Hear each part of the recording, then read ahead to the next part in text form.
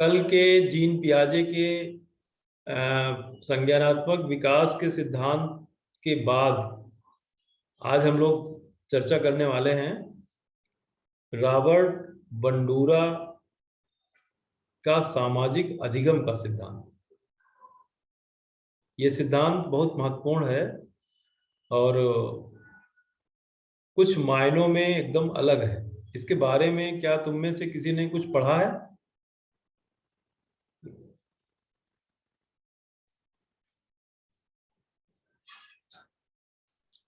ये सब पढ़ा तो है थोड़ा बहुत। हाँ, जरा सा बताओ, या कुछ तुम ऐसी चीज बताओ या कोई कंफ्यूजन हो तो उसको पहले सॉल्व करें, फिर उसके बाद आगे बढ़ें।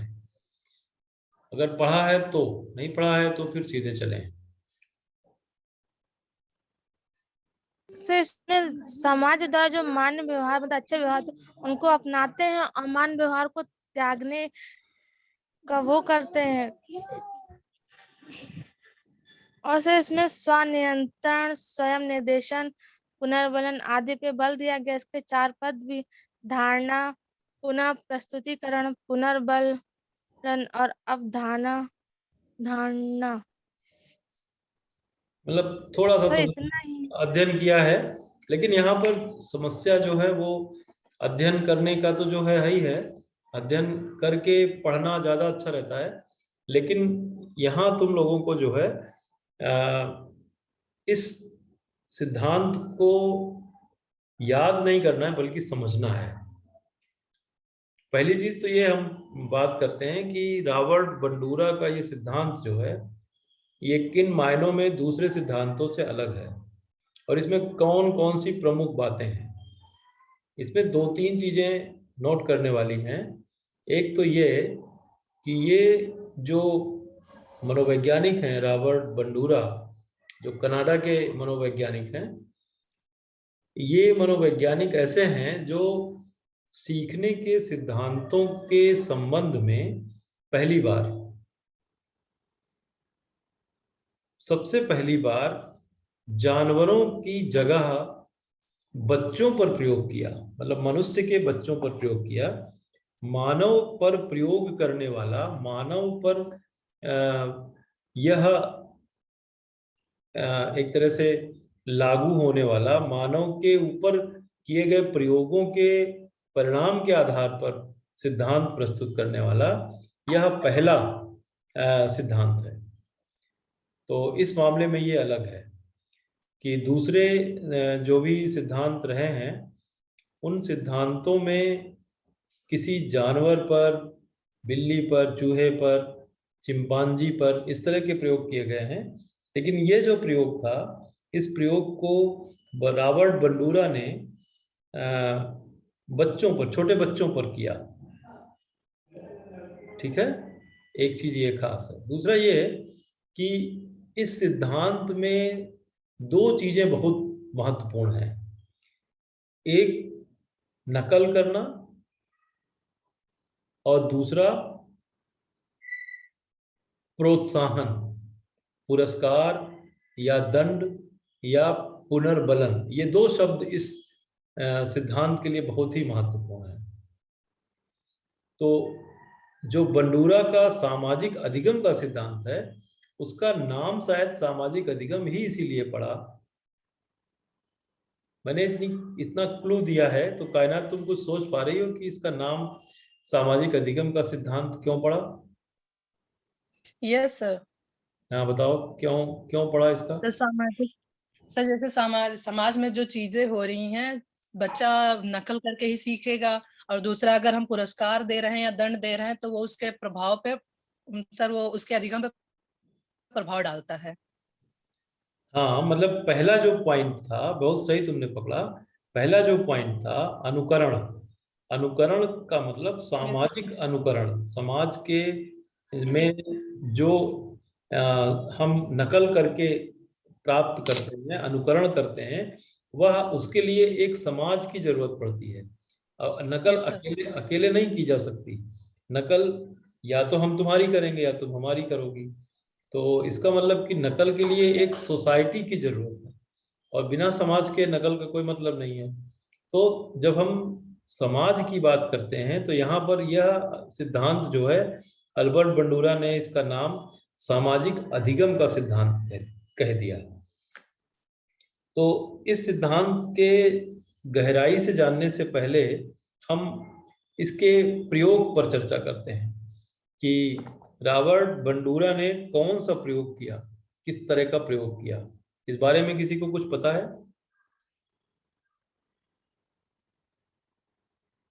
जब भी कोई सिद्धांत पढ़ो तो कोशिश करो कि अगर कोई प्रयोग उससे संबंधित मिल जाए तो उसको जरूर अपने मस्तिष्क में फीड कर लो, क्योंकि उस सिद्धांत से ही, उस प्रयोग से ही कई चीजें निकल के आ जाती हैं। जैसे इन्होंने बच्चों पे किया था परीक्षण। किया था, बिल्कुल। क्या किया था? इसमें 5 मिनट की मूवी दिखाई थी, उसमें बच्चों को 3 भागों में डिवाइड कर दिया था। और एक में था कि जिसमें बच्चों को वो जो डॉल थी उस पे शायद नहीं नहीं। अच्छा, ठीक है, बिल्कुल सही तुमने कहा। 2-3 चीजें मिलती हैं इसके समय, 2-3 तरह का प्रयोग इन्होंने किया।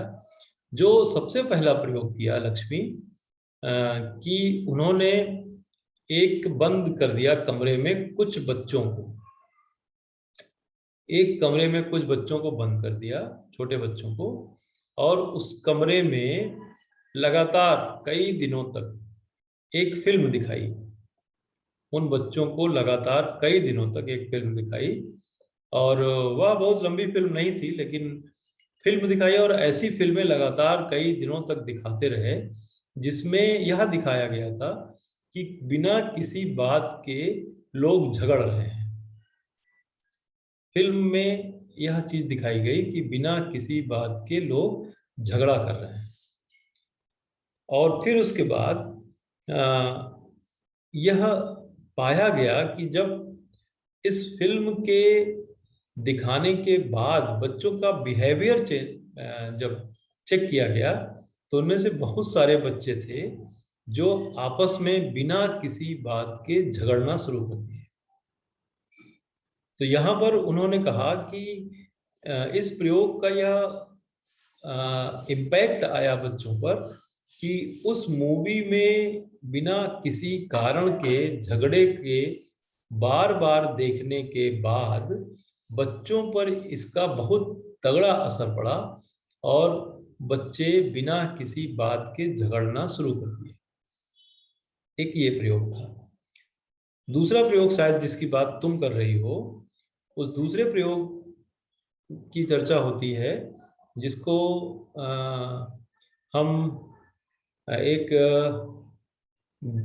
गुड़िया टाइप की थी, डॉल टाइप की, बड़ा सा एक बच्चे का जो है पुतला जैसा था, उसको उन्होंने जो है एक कमरे में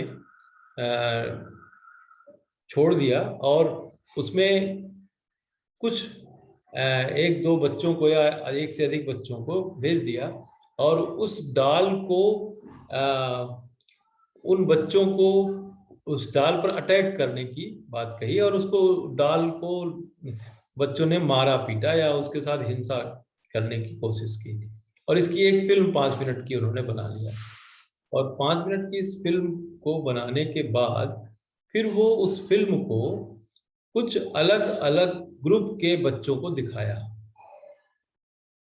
प्रयोग को समझना, जैसे एक निर्जीव वस्तु को कोई झगड़ रहा है, उससे बच्चे उससे झगड़ रहे हैं या पीट रहे हैं डॉल को, और उसकी फिल्म बन गई और उसकी फिल्म को एक ग्रुप को कुछ दिनों तक दिखाया गया और उस फिल्म को देखने के बाद जब बच्चे झगड़ने लगे तो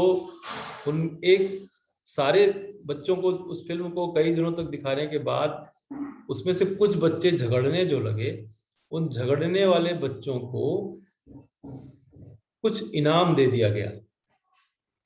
दूसरा एक ग्रुप था, उनको जब दिखाया गया तो उस ग्रुप के बच्चों को आपस में झगड़ा करने के बाद उन बच्चों को दंडित किया गया। और तीसरा एक ग्रुप बनाया गया जिसमें उन बच्चों को जो झगड़ा कर रहे थे ना तो उनको दंडित किया गया ना उनको पुरस्कृत किया गया।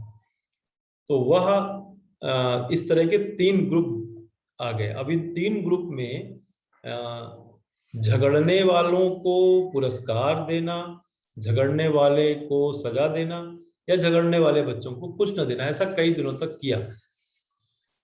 उसके बाद यह देखा कि जिन बच्चों को झगड़े के बाद पुरस्कार प्राप्त हो रहा है वे बच्चे झगड़ा जारी रखते हैं। जिन बच्चों को झगड़े के बाद पुरस्कार प्राप्त नहीं हो रहा है, दंड प्राप्त हो रहा है, वे बच्चे झगड़ना बंद करते हैं। तो यहाँ पर पहले जो प्रयोग था उस प्रयोग में अनुकरण को फोकस किया बंडूरा ने, और दूसरे वाले प्रयोग में बंडूरा ने पुनर्बलन को फोकस किया। तो इस सिद्धांत में 2 शब्द जिसकी चर्चा मैं पहले कर रहा था, 2 शब्द बहुत इंपॉर्टेंट है, एक अनुकरण और दूसरा पुनर्बलन।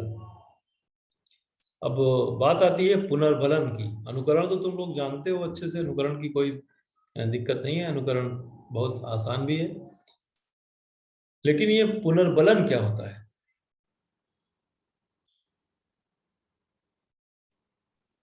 सब मोटिवेट करना किसी को। सब कोई काम कर रहा है, अगर अच्छा कर रहा है तो उसके लिए हम मोटिवेट करेंगे, अगर गलत भी कर रहा है तब भी हम उससे ये कहेंगे कि हाँ तुम कर सकते हो। एग्जाम्पल दो, और एग्जाम्पल दो कोई, और स्पष्ट हो जाए जिससे। ठीक बता रही हो सर? जैसे अगर हम पढ़ रहे, सर हम अपना ही बताएं? और क्या, बिल्कुल। सर त्वरित भाषण प्रतियोगिता में आपने सर नाम लिख लिया था, बोला था तुमको स्पीच देना है, पर हम डर रहे थे सर, लेकिन आपने कहा नहीं तुम कर सकती हो। सर उस टाइम फर्स्ट टाइम मैंने स्टेज पे बोला था। वो बात तुम्हें याद है अभी भी? Yes sir. अब ये तुम सोचो कायनात कि किसी भी यस सर। टीचर का या किसी भी तुम्हारे शुभचिंतक का तुम्हारे यस सर। लिए, तुम्हारे व्यक्तित्व से जुड़ा हुआ कुछ भी अगर यस सर। उसको प्रभावित करता है और उसको लगता है कि तुम ऐसा कर सकते हो, तो यस सर। वह जो थोड़ी सी एक प्रोत्साहन है या एक बकअप करने की जो स्थिति है, वह किस तरह से बहुत दिनों तक व्यक्ति याद रखता है। और इसका मतलब यह है कि इस प्रवृत्ति को हम में से हर किसी को प्रयास Yes, sir. करके अपने जीवन के व्यक्तित्व का एक पार्ट बना लेना चाहिए। जैसे तुम लोगों ने उनकी कहानी सुनी होगी जो एक इन्फोसिस में है या किसके हैं, उनकी वाइफ की कहानी है वो, जिसमें मुझे ध्यान नहीं आ रहा है ठीक से, उसमें कोई कभी वो बेटिकट यात्रा करती हैं और छोटे बचपन में होती हैं, उनको किसी ने जो है उनकी वाइफ की घटना है ये। उनकी वाइफ ने किसी बच्ची को ट्रेन में बेटिकट सफर करने के लिए पकड़ने से बचाते हुए उसका किराया भर दिया, और बहुत बाद में जाके वो पता चलता है कि अचानक किसी जगह पर वो जाती हैं और कुछ करने गई थी, क्या हुआ था वो उनका बिल मैनेजर ने कहा आपका बिल पे हो चुका है, और फिर बाद में पता चलता है कि उसी शिष्य ने, उसी महिला ने, उसी लड़की ने बहुत प्रोग्रेस किया, और उस प्रोग्रेस के बाद इस लायक वो पहुंची कि वो इतना बड़ा बिल वो पे कर सकती है। तो छोटा सा वहाँ उनका जो उसको मदद करने की बात थी, वह उस छोटी सी लड़की को इतना बदल के रख दिया कि उसने अपने जीवन को ही एकदम बदल लिया और वह बहुत समर्थ हो गई। तो तुम्हारा किसी के लिए बढ़ाया गया छोटा सा हाथ, थोड़ा सा प्रयास किसी के लिए बहुत बड़ा हो सकता है। तो ये जो पुनर्बलन की जो बात है, पुनर्बलन यही चीज है वास्तव में। पुनर्बलन का यहाँ इतना ब्रॉड अर्थ नहीं है इस सिद्धांत में। इस सिद्धांत में पुनर्बलन का सिर्फ इतना ही मतलब है कि जब हम कोई चीज करते हैं अनुकरण के द्वारा, किसी चीज की, किसी सीखने की किसी स्थिति को हम अनुकरण करते हैं और अनुकरण करने के बाद हमको कुछ मिल जाता है, जब भी कुछ मिल जाता है तो फिर हम उस क्रिया को सीख जाते हैं और करते रहना चाहते हैं। जैसे मान लो पढ़ाई करने के बाद, मेहनत करने के बाद तुमको लगा कि तुम्हें राजेंद्र सर की क्लास करनी चाहिए या किसी की क्लास करनी चाहिए, और उस क्लास करने के बाद अजय सर की क्लास करना या मालिक सर की क्लास करना या अर्चना मैडम, डिम्पल मैडम की क्लास करना, जितेंद्र सर की क्लास करना, इनके क्लास करने के कारण तुम्हारा कोई कंपटीशन पास हो जाती हो तुम। तो जब कोई कंपटीशन पास कर ली तो उस कंपटीशन या फिर इम्तहान दिया, इम्तहान में ढेर सारे सवाल वही हो गए जो तुमको बताए गए, और वो जो आया एक परिस्थिति ऐसी बनी कि तुम किसी को फॉलो करने लगी, फॉलो करते करते इतना आगे बढ़ी कि उस फॉलो करने के कारण तुम्हें उसका लाभ मिलने लगा। जब लाभ मिलने लगा तो वही पुनर्बलन है। या तुम्हारे व्यक्तित्व में कोई कमी आने लगी, तुम जो है लगातार पिछड़ती गई, तो जब पिछड़ती गई तो उस चीज को तुम गहराई से सोचोगी और इस बात का ध्यान रखोगी कि हम अ, अब इस बात को ना दोहराएं, इसका अनुकरण करना हम बंद कर दें, और फिर आप उस दलदल से निकल आओगे, बाहर आ जाओगे। तो ये जो सिद्धांत है वह, यह अनुकरण और पुनर्बलन, पुनर्बलन में दोनों चीजें हैं, पुरस्कार भी है और दंड भी है।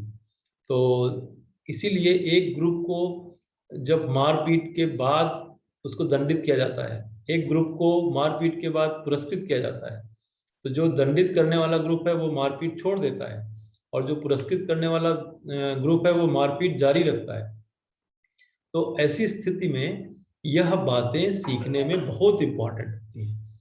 तो कुल मिलाकर के जो बंडूरा का सिद्धांत है वह इन्हीं बातों पर निर्भर है। ठीक है, पुनर्बलन क्या है? पुनर्बलन एक तरह से पुरस्कार या दंड है। ठीक है, तो ये प्रयोग तुम लोगों को समझ में आ गया? Yes sir.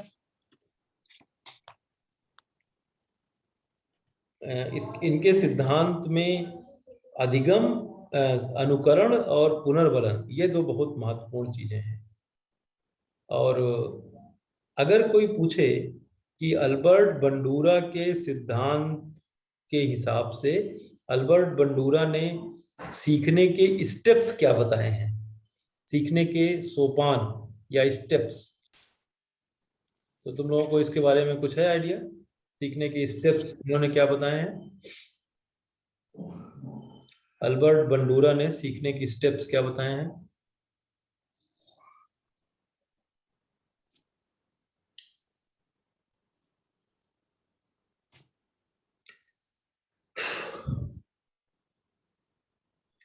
देखो, सीखने के जो स्टेप्स बताए हैं इन्होंने, वह यह बताया है कि कोई भी व्यक्ति समाज के किसी मॉडल से सीखता है, समाज द्वारा पहले से स्थापित किसी मॉडल से सीखता है। यहाँ पर मॉडल का मतलब लक्ष्मी क्या हो सकता है? कोई एग्जांपल है? किसी मॉडल का अनुकरण करता है।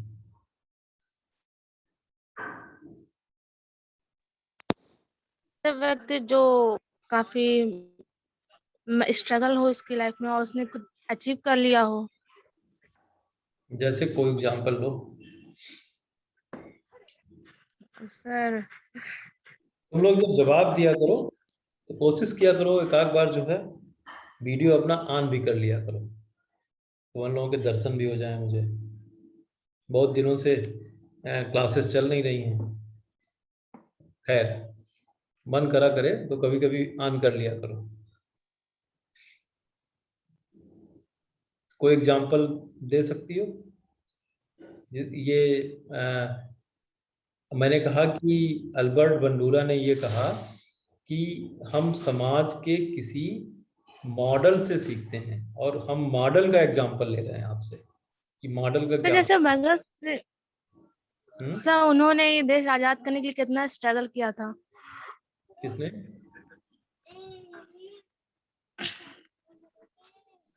यहाँ पर कायनात, लक्ष्मी और मीनू मॉडल का मतलब है टीचर, ठीक है। यहाँ पर मॉडल का मतलब क्या है, टीचर या कोई घटना या कोई परिस्थिति। वो हम पहले भी इसको कह चुके हैं कि यह जो परिस्थिति है, इस परिस्थिति में ही हम अनुकरण करते हैं। जैसे उनको फिल्म दिखाई गई, फिल्म क्या हुआ, फिल्म एक मॉडल हो गया। फिल्म में झगड़ा कर रहे हैं, बिना किसी कार्य, बिना किसी कारण के लोग झगड़ रहे हैं, तो वह मॉडल है। मॉडल के आधार पर उन्होंने क्या किया, मॉडल के आधार पर उन्होंने अनुकरण किया। मॉडल देखते रहे, रोज रोज देखते रहे, देखते रहे, देखते रहे, देखते रहे, और देखते देखते वो चीज सीख गए, है ना। जैसे कोई भी व्यक्ति लगातार देर में सो के उठे, तो लगातार देर में सो के उठता जाए, तो वो उसके जीवन में एक एक उसी तरह की आदत सी हो जाती है। तो यहाँ अल्बर्ट बंडूरा का जो सिद्धांत है, वो चूंकि सामाजिक अधिगम का सिद्धांत है, तो वह सामाजिक किसी मॉडल के बिहाफ पर, किसी मॉडल के से जो है वह चीजों को अनुकरण करने की कोशिश करता है। तो मॉडल एक टीचर भी हो सकता है, मॉडल एक कहानी भी हो सकती है, मॉडल एक फिल्म भी हो सकती है, मॉडल कुछ भी हो सकता है, किसी भी चीज का हो सकता है। तो पहला जो स्टेप बताया कायनात, इसमें बंडूरा ने जो सबसे पहला स्टेप बताया, वो कहा मॉडल का प्रदर्शन। जब बंडूरा की थियरी आती है, तो इस थियरी के आधार पर सीखने का जो पहला स्टेप है, अधिगम का मतलब सीखना, सीखने का जो पहला स्टेप है वह क्या है, मॉडल का प्रदर्शन। इसका मतलब क्या, कायनात इसको समझाओ मुझे, इसका मतलब क्या। सर जैसे हम जिनको अपना मॉडल मानते हैं वो हमारे सामने क्या सीख लेकर आए हैं। सर जैसे क्लास में हम बैठे हैं, हम पढ़ रहे हैं, कोई एक भी बात जो हमें अच्छी सीख दे दे सर, वही काफी रहता है जिंदगी भर पलटने के लिए। अब जैसे मान लो कि कोई विद्यार्थी आया, किसी दिन उसने एमए में एडमिशन लिया या बीए पार्ट 1 में एडमिशन लिया, ठीक है। बीए पार्ट 1 में उसने प्रवेश लिया और कई सब्जेक्ट के उसने क्लास किए। अब जब वो क्लास कर रहा है, तो यहाँ पर विभिन्न मॉडल जो हैं टीचर्स के, वो उसके साथ वो गेट टुगेदर हो रहा है, मतलब चीजों को देख रहा है, उसका प्रदर्शन हो रहा है। मतलब पहले वह मॉडल को आजमाएगा, अनुकरण करने से पहले क्या करेगा, उसको आजमाएगा। तो यहाँ पर हो सकता है कि कोई मॉडल उसको प्रभावित करे या कोई मॉडल उसको प्रभावित ना करे। तो जो पहला स्टेप है किसी चीज को सीखने का, पहला स्टेप जो बंडूरा बताते हैं, वो ये कहते हैं कि किसी भी अनुकरण को करने से पहले वह उस अनुकरण करने वाली वस्तु का अवलोकन या प्रदर्शन करता है, पहला स्टेप है, ठीक है। और दूसरा स्टेप क्या है, मॉडल का अनुकरण। अब दूसरा, पहला स्टेप प्रदर्शन है और दूसरा स्टेप क्या है, दूसरा स्टेप अनुकरण नहीं है, दूसरा स्टेप है उसका मूल्यांकन। बंडूरा कहते हैं कि उसका मूल्यांकन करेगा। पहले स्टेप में मॉडल का प्रदर्शन करेगा और दूसरे स्टेप में मॉडल का मूल्यांकन करेगा। मॉडल का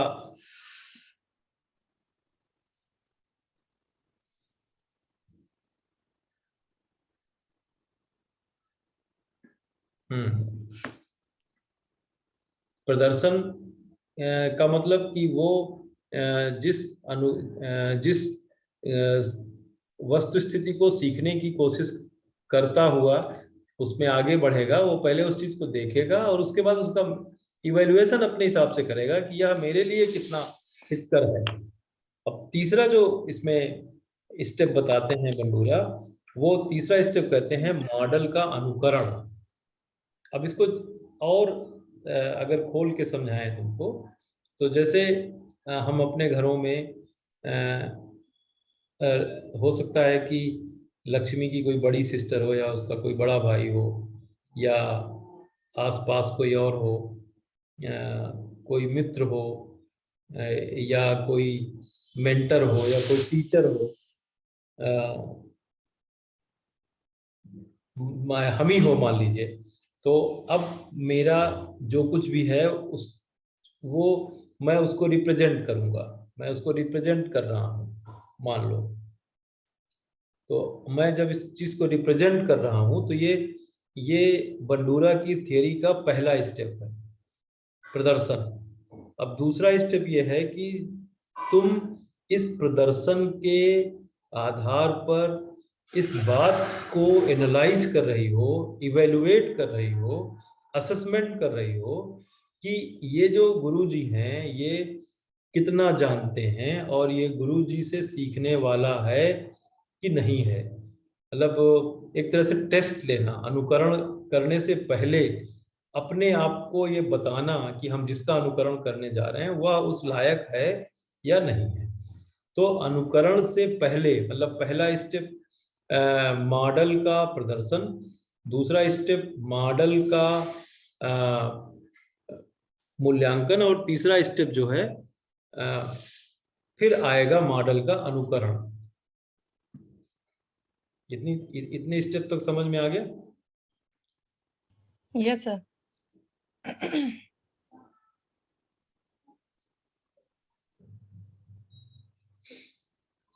बंडूरा कहते हैं कि जो पहला स्टेप है उसमें प्रदर्शन करेगा मॉडल का, सेकंड स्टेप में मॉडल का मूल्यांकन करेगा जो सीखने वाला व्यक्ति है, तीसरे स्टेप में मॉडल का अनुकरण कर लेगा जब वो उसका मनोदशा इस तरह की हो जाएगी कि नहीं अब हमको इनसे ही सीखना है, तो फिर वो अनुकरण करेगा।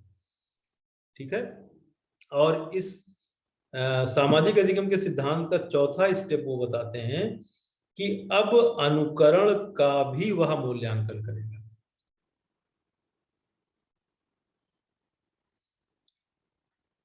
कि हम जितना भी अनुकरण कर रहे हैं उस अनुकरण में क्या अनुकरणीय है, क्या अनुकरणीय नहीं है। ठीक है। बहुत सारी चीजें अनुकरण योग्य रहेंगी, बहुत सारी चीजें अनुकरण योग्य नहीं रहेंगी। और लास्ट स्टेप में जो है बंडूरा कहते हैं कि लास्ट स्टेप जो होता है वह पुनर्बलन या प्रबलन का होता है। प्रबलन या पुनर्बलन जो है एक तरह से ये नहीं है कि कोई तुम्हें शाबाशी दे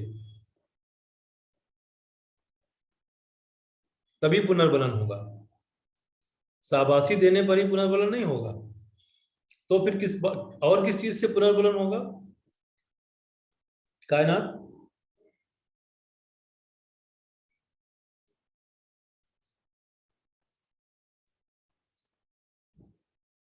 सुनाई नहीं दे रहा क्या?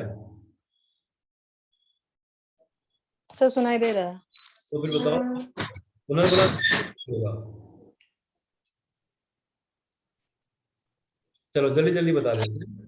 पुनर्बलन का मतलब केवल मतलब किसी बच्चे को स्टूल पर खड़े होने का या बैठने का या नहाना सीखने का या कोई चीज सीख जाने के बाद टॉफी देना ही पुनर्बलन नहीं है, या उसको शाबाश कह देना ही पुनर्बलन नहीं है, बल्कि उसको अगर किसी कक्षा में पास हो गया और अच्छे नंबर मिल गए तो वह भी पुनर्बलन है।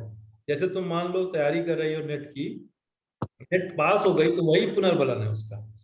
तो यहाँ पर बंडूरा कहते हैं कि पुनर्बलन के साथ ही ये स्टेप समाप्त हो जाता है। मतलब आपको आपके द्वारा किए गए अनुकरण का कोई फल मिल जाए, जैसे ही कोई फल मिल जाता है यह कार्य समाप्त हो जाता है। तो इस तरह से बंडूरा की थियरी में ये 5 स्टेप है। और इसको कहीं चाहो तो नोट भी कर लेना, नहीं तो इस वीडियो को दोबारा देख लेना, दोबारा देख करके इसको नोट कर लेना। और इसके बाद चूंकि अब समय ज्यादा नहीं है, इसके बाद इस बंडूरा की सामाजिक अधिगम सिद्धांत के जो अप्रोच हैं या उपागम देखो एग्जाम में पूछते हैं स्टेप्स तो इसके 5 हैं, लेकिन उपागम है 4। उपागम 4 में क्या क्या है, मतलब एक विद्यार्थी को इस माध्यम से या इस तरह के लर्निंग के समय क्या करना होता है। तो नंबर 1 पर करना होता है ध्यान या अवधान, उसको कहते हैं अंग्रेजी में अटेंशन। किसी चीज के प्रति कंसल्ट मतलब ध्यान देना, अटेंशन लेना, ठीक है। पहली चीज वो ध्यान देता है किसी चीज पर, जैसे वो देख रहा था मूवी, तो उस मूवी को ध्यान दे रहा था।